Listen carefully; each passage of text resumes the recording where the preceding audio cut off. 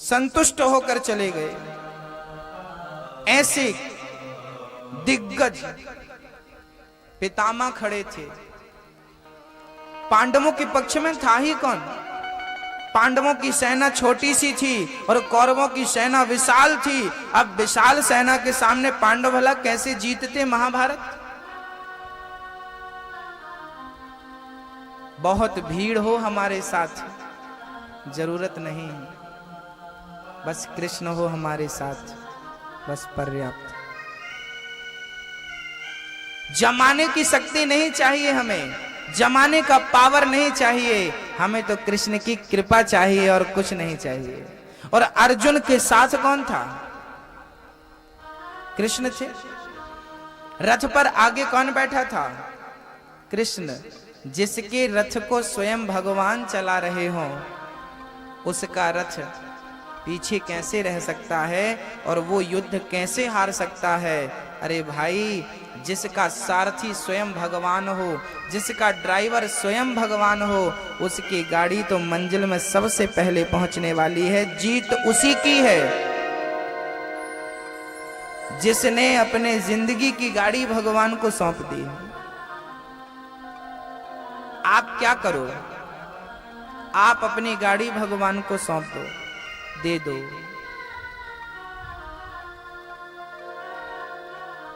अब सौंप दिया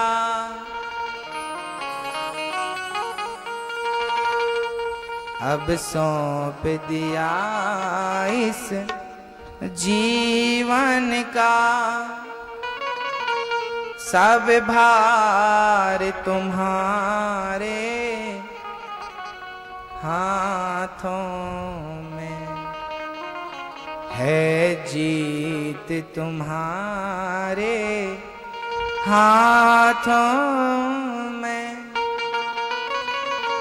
और हार तुम्हारे हाथों में।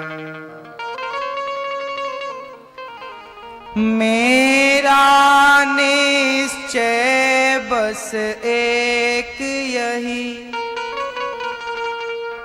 एक बार तुम्हें पा जाऊं मैं, अर्पण कर दूं दुनिया भर का सब प्यार तुम्हारे हाथों में। हे गोविंद, बस एक ही प्रार्थना है, मैं कामी हूं, मैं क्रोधी हूं, मैं कामी हूं, मैं क्रोधी हूं, मैं लोभी हूं, मैं रोगी हूं। तारो ना तारो अब भगवन, तारो ना तारो अब भगवन, अनिरोध तुम्हारे चरणों में अब सौंप दिया इस जीवन का। सौंप दीजिए सब कुछ, तारो ना तारो मर्जी तुम्हारी। हे गोविंद, द्रौपदी उत्तरा जब भगवान के श्री चरणों में आई, भगवान ने उसके गर्भ की रक्षा करी। जो कोई नहीं कर सकता ना, वो भगवान कर सकते हैं। इसलिए सदा भगवान की शरण में रहना चाहिए, भगवान के बनकर रहना चाहिए। समर्पण भगवान के श्री चरणों में हो बस। भक्तों,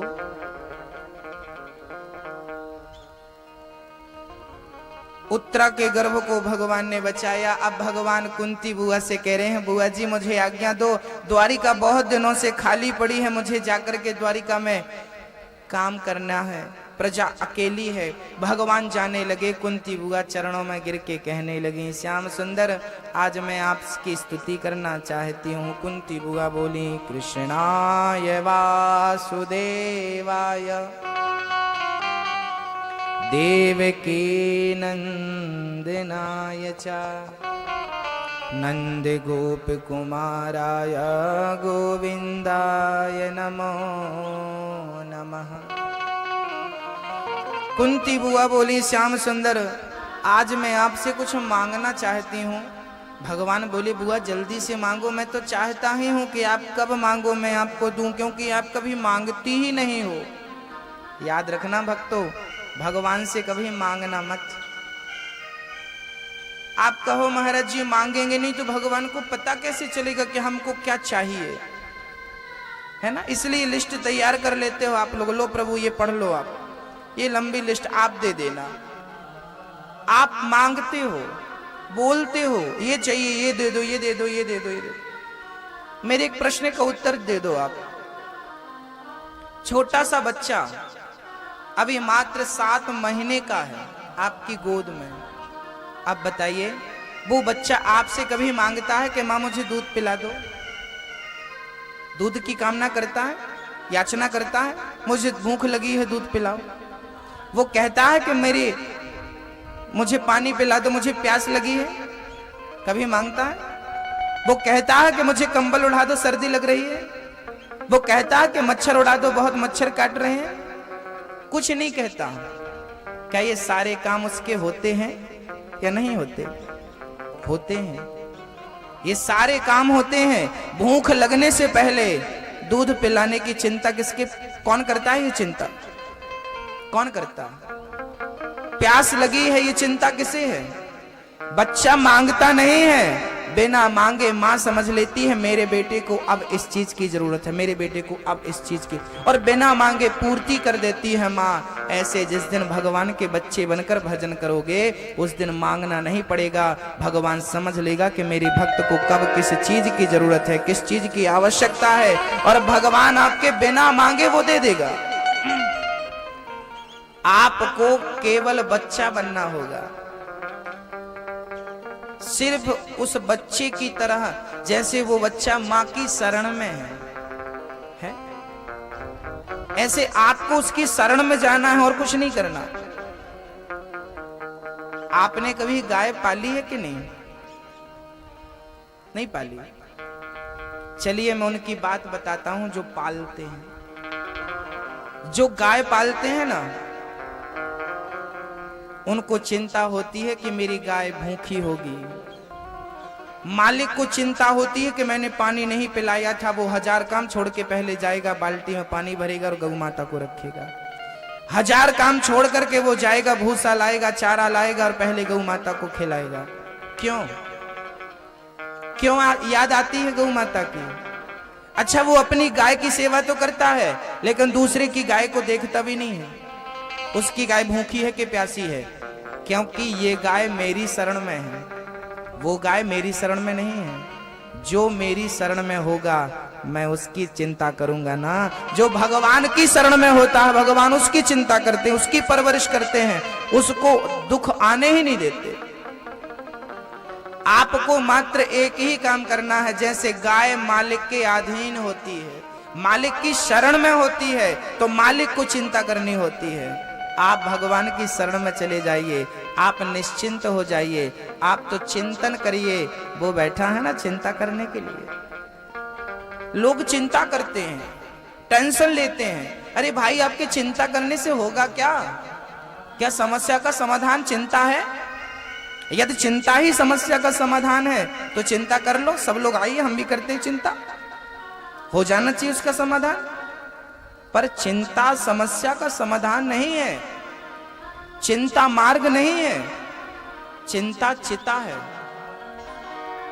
चिता मुर्दे को जलाती है, चिंता जिंदा को जला देती है। आप चिंता मत करिए, आप चिंतन करिए। क्या करिए? चिंतन, स्मरण करिए भगवान को याद करिए, भगवान को दिन रात याद करिए, जैसे मीरा याद करती थी, जैसे गोपियां याद करती थी। बस कुछ मत करिए, केवल याद करिए।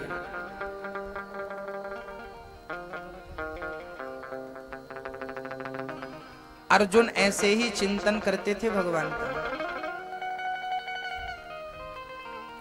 हमारे शरीर से पसीना निकलता है ना, रोम रोम से पसीना निकलता है।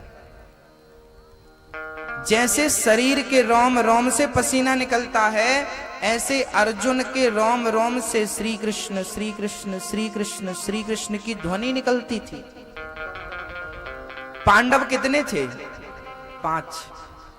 इन 5 में भगवान ने अर्जुन का ही रथ क्यों चलाया? युधिष्ठिर जी का रथ चला लेते, भीम भैया का रथ चला लेते, नकुल और सहदेव का रथ चला लेते भगवान, पर अर्जुन को ही क्यों चुना भगवान ने? क्योंकि अर्जुन भगवान के परम भक्त थे। गीता का ज्ञान भगवान ने युधिष्ठिर जी को क्यों नहीं सुनाया, अर्जुन को ही क्यों सुनाया? क्योंकि अर्जुन पात्र थे, योग्य थे। योग्यता कैसी थी? अर्जुन भगवान के ऐसे भक्त थे कि एक बार अर्जुन द्वारिका गए, भगवान ने द्वारिका में स्वागत किया। अर्जुन थके थे तो भगवान ने कह दिया कि अभी भोजन तैयार हो रहा है, आप जाकर तब तक विश्राम करिए, मैं आपको उठाऊंगा भोजन करने के लिए। अर्जुन गए और विश्राम करने लगे। तब तक भोजन तैयार हुआ। भगवान ने रुक्मणी को भेजा, जाइए और अर्जुन को उठा कर लाइए। जब रुक्मणी जी गईं तो वहां रुक्मणी जी अर्जुन को देखकर दंग रह गईं। अर्जुन सो रहे थे और अर्जुन के शरीर से ध्वनि निकल रही थी, श्री कृष्ण श्री कृष्ण श्री कृष्ण श्री कृष्ण श्री कृष्ण।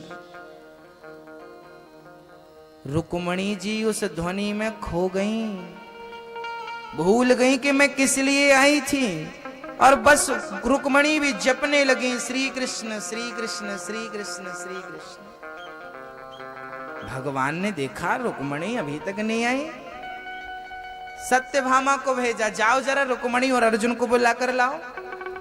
चल पड़ी सत्यभामा जी, और जैसे ही वो कमरे में गईं, याद रखना आप अपने कमरे में परफ्यूम लगाते हैं तो पूरे घर में खुशबू पहुंच जाती है। आपने परफ्यूम अपने ऊपर डाला पर पूरा घर खुशबू से गमगमा उठा। ऐसे ही एक ही भगवान का भजन कर ले तो उस भजन की खुशबू सब तक अपने आप पहुंच जाती है, प्रभाव अपने आप पहुंच जाता है। एक भजनानंदी हो जाए तो उसकी सानिध्यता में रहने वाले 10 भजनानंदी हो जाते हैं। ये संगत का असर है। सत्यभामा जी गई और जब उन्होंने रुक्मणी जी को कृष्ण कृष्ण उच्चारण करते सुना, उनको बहुत अच्छा लगा और वो भी साथ में बोलने लगी, श्री कृष्ण श्री कृष्ण श्री कृष्ण। और सुर ताल पर वो चल रहा था, श्री कृष्ण श्री कृष्ण। रुक्मणी जी नाचने लगी, झूमने लगी। तब तक नारद जी आ गए। नारायण नारायण। भगवान बोले, नारद जी आप जरा रुक्मणी और सत्यभामा को बुलाइए, जरा अंदर है। नारद जी गए और नारद जी ने भी जब ध्वनि सुनी तो नारद जी वीणा बजा करके श्री कृष्ण श्री कृष्ण श्री कृष्ण बड़े प्रेम से नाचने लगे। नारद जी वीणा बजाने लगे। अब भगवान को लगा जो अंदर जाता है बाहर ही नहीं आता, भोजन ठंडा हो रहा है। भगवान को लगा मैं जाऊं जरा देखो क्या मामला है। चले भगवान जी, और जैसे ही भगवान श्री कृष्ण अंदर गए, भगवान खो गए। नारद जी को नाचता देखा। अर्जुन जी सो रहे थे, रुक्मणी जी परिक्रमा लगा रही थी अर्जुन की, सत्यभामा परिक्रमा लगा रही थी, नारद जी वीणा बजाते अर्जुन की परिक्रमा लगा रहे थे। भगवान भी साथ में हो गए और परिक्रमा लगाने लगे अर्जुन की, और सब नाच रहे थे श्री कृष्ण श्री कृष्ण श्री कृष्ण करके। लो भैया भगवान भी नाचने लगे, सब श्री कृष्ण जप रहे थे और भगवान अर्जुन अर्जुन जपने लगे। हाँ, क्योंकि भक्त भगवान का स्मरण करता है तो भगवान अपने भक्त का स्मरण करता है। भक्तों, भगवान का भगवान